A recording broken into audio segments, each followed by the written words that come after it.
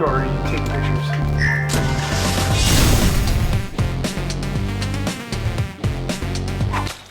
Hi, this is Edmund McMillan from Team Meat. This is Tommy Reffinus from Team Meat. It's been a year since that Meat Boy game came out. 1 year. Lots happened in a year. What do you, like what? What has happened? We went from poor hobos to slightly rich hobos. Yeah, the hobo didn't change though. No. Well, at least, you're still living in your storage? Yeah. You've got really, Quite literally, I'm in a storage. You've got so a year has passed, and we've grown into arrogant, jaded fools. Yeah. And we're doing commentary for this video, but we're not taking any credit for any of the gameplay in it, other than making it. Yeah, we made the game. We take credit for that a bit, but the video is by Man vs. Game, and I feel bad for not really knowing what the guy's name is. Lucius. You think? No. Lucius. We'll call him Lucius. I call him Lucas. Lucas. I call him Lucius because I can't pronounce C's. We're going to do commentary over him playing the Light World from start to finish. I hope you enjoy the commentary as much as we enjoyed laying down on the ground with a blanket over our heads. Yeah. And with dots on our chins. And you have a hat. Yeah, I have a little hat. So. And my nose keeps itching. So let's cut to let's do the commentary now. We're gonna do the commentary. Yeah, commentary, go. And here we are. Hello. Who are you, Tommy? I am Tommy. I program this game.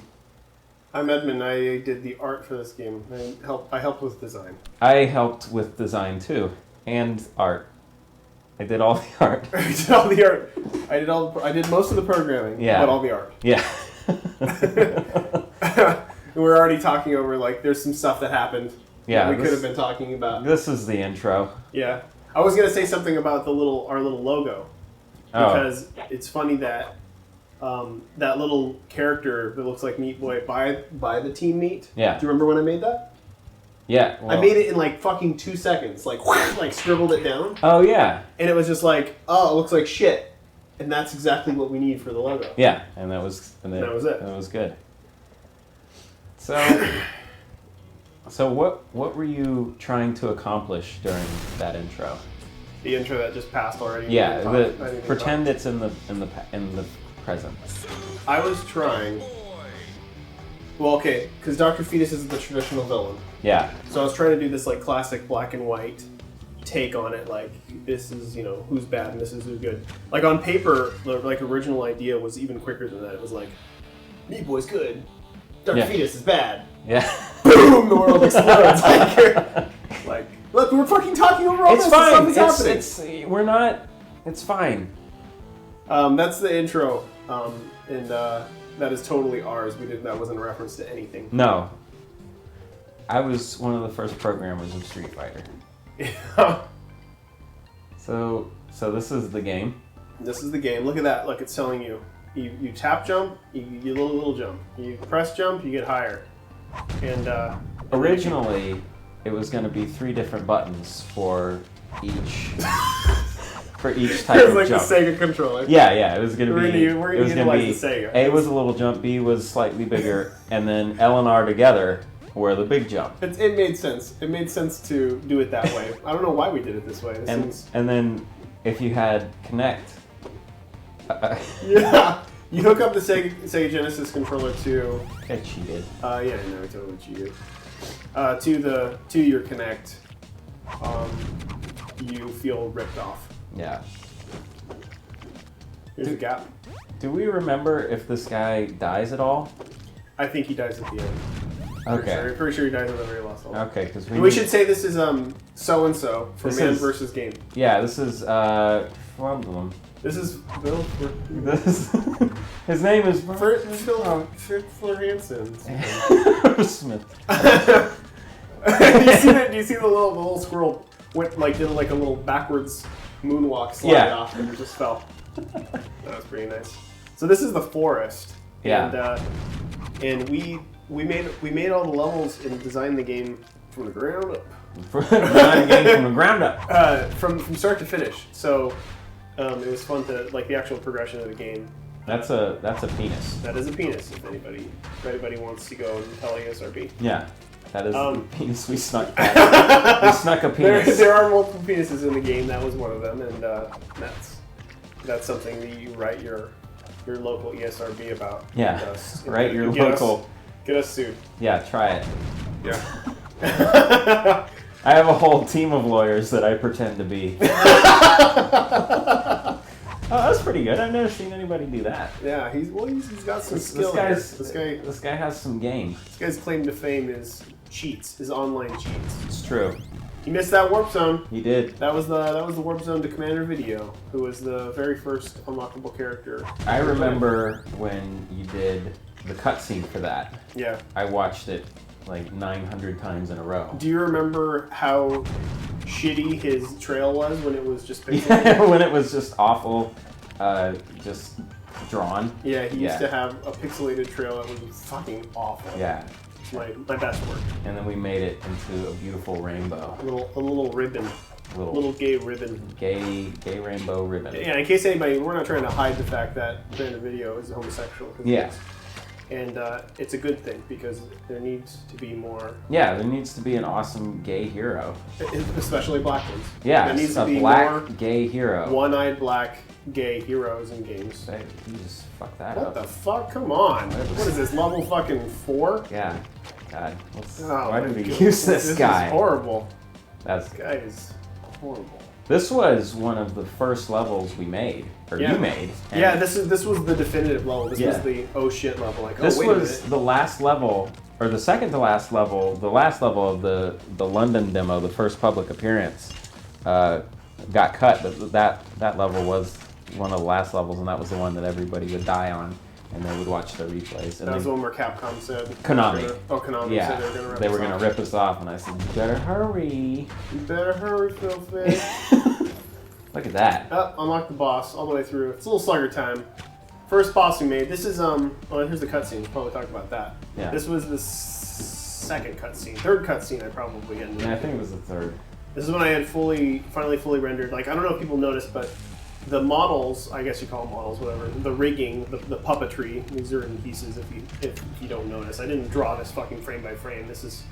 I cheated. I made pieces of Meat Boy, arms, legs, body, eyes, and I just moved them around like a puppet because I'm a shitty animator.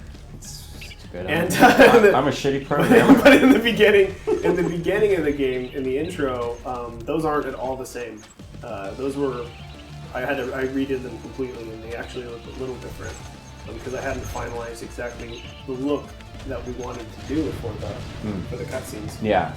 I remember the first Street Fighter intro was all... Yep, it was drawn. Yeah, it was all totally hand-drawn and stuff. That would have been a mistake, because that would have taken another fucking year to animate. Well, that went by fast, but that boss battle wasn't... we changed this boss battle like 3 times. That was maybe the third or fourth. Yeah, because originally you would go up and you would get the squirrels. You would alert the squirrels. And they would fall down and... It would always break because one little squirrel would go off screen or somehow get killed, and it wouldn't take enough damage. And here's the intro. Oh, funny story. Outro. Yeah. Funny story about this one. We got some feedback from some Microsoft people. The people that do. What were they called? I don't know, testers. I don't know what the fuck. No, they were called focus group. No, they had a fucking name. I don't know.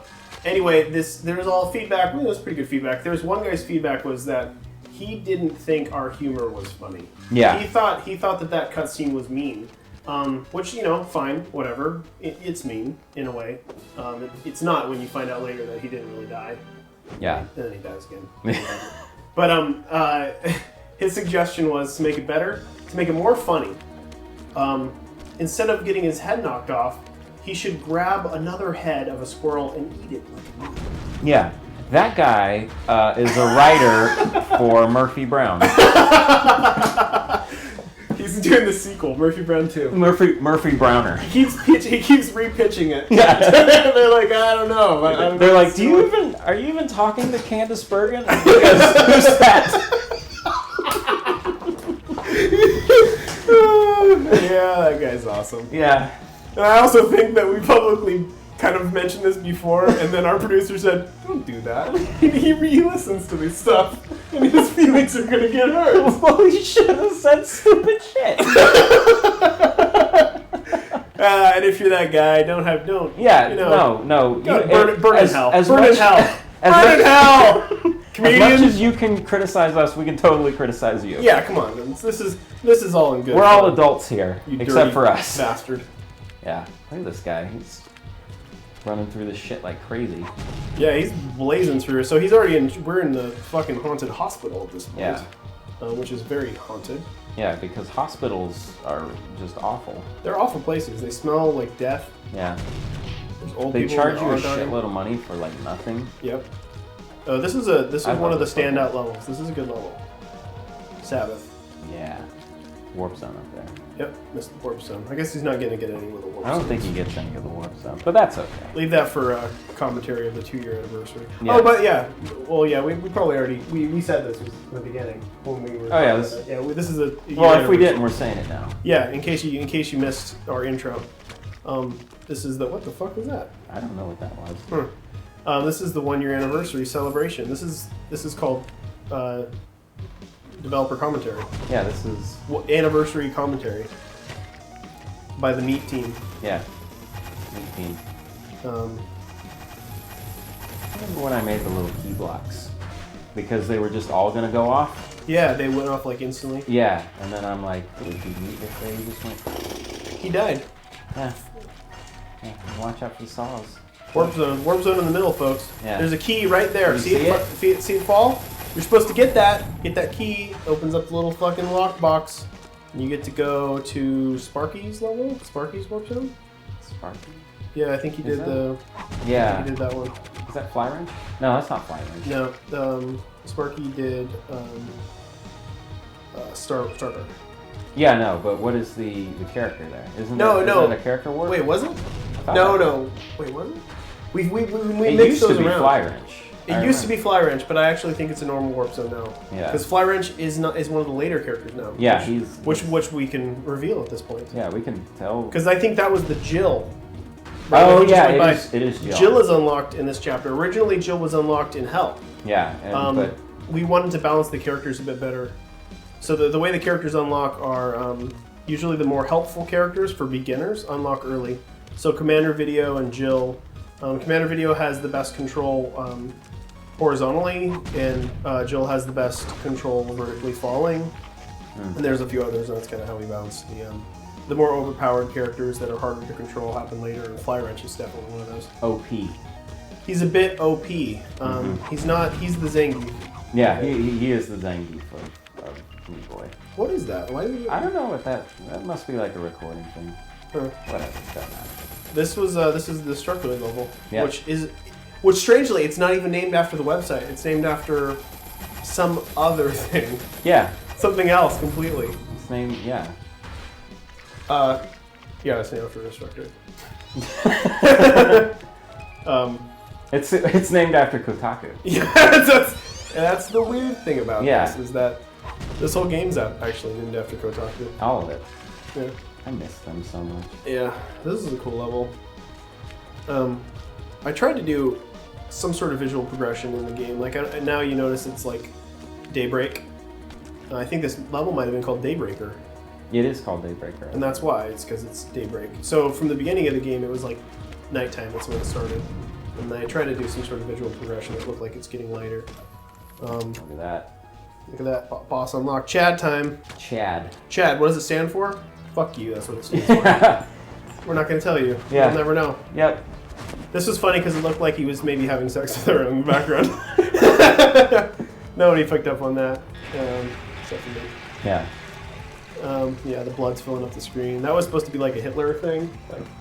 Like Hitler, and then like the red coming down was Oh yeah. But again, you know, I am an incompetent person, so I didn't come across as anything. There's Chad. Look at that beauty. He's a cutie. He's just a boy.